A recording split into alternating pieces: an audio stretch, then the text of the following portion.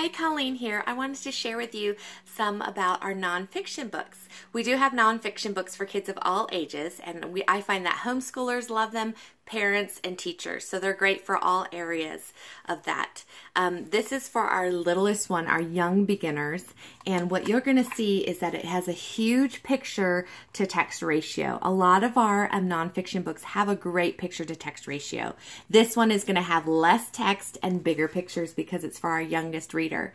Now you're going to notice that a lot of the text is above or below the picture, and that is done on purpose because it emits an emotional response from that child. You'd be either happy or sad, and then it allows them to retain that information more, which is really interesting. So if you were to compare that to our beginner series, you're going to see that there is more text and the pictures are smaller. So that's the difference between those two in our beginner series. If you're looking for other animal books, we have great, this one is great. It's got a lot more information about the animals.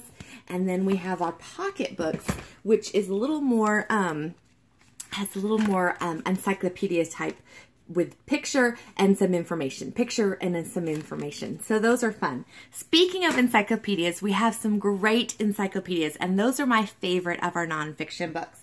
All of our encyclopedias are internet linked. And what that means is you're going to open up the book, and on the pages, you're going to see a little blurb where it's going to direct you to a website, usborne-quicklinks.com.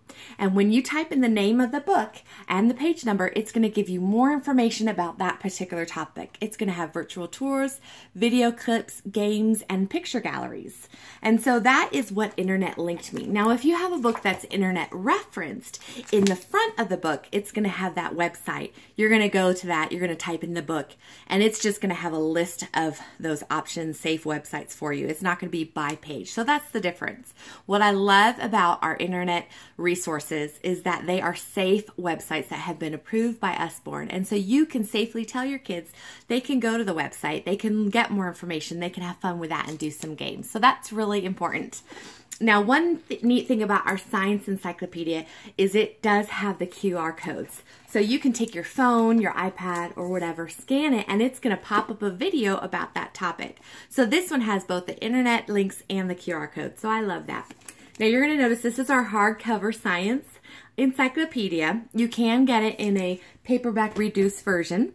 It is the same exact content, but it's smaller and in paperback. This would be an example. Obviously, this is Ancient World, but that's the difference. So you can see, if you put them side by side, the size difference, and then paperback versus hardcover. So that's a good thing to know.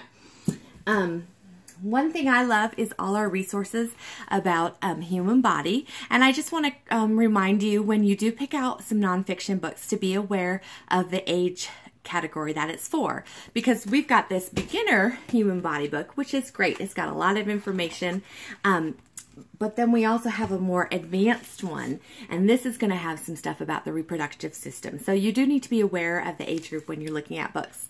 A lot of our nonfiction books are combined volumes like this one. So it's got physics, chemistry, and biology. So when you see a CV next to it, that means it's got more books in one, and so it's a better value. So that's something to think of. If you are learning languages, these first 1,000 words are so wonderful because these are internet linked, so every page it's going to give you the pronunciation of these words, which is so much fun and very helpful when you're learning languages.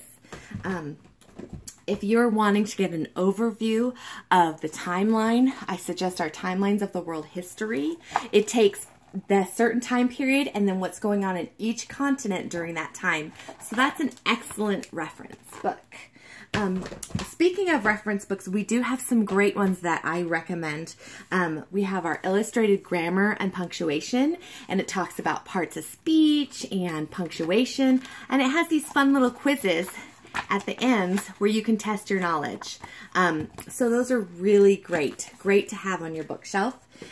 We have one that's a thesaurus, and then we have several different level of math ones. So this is great because if you're stumped, you can look up in the back by the index, find what you're needing to learn more about, open it up, and it's going to explain it more. So those are wonderful. So that's an overview of our nonfiction books. And if you have any questions, please let me know.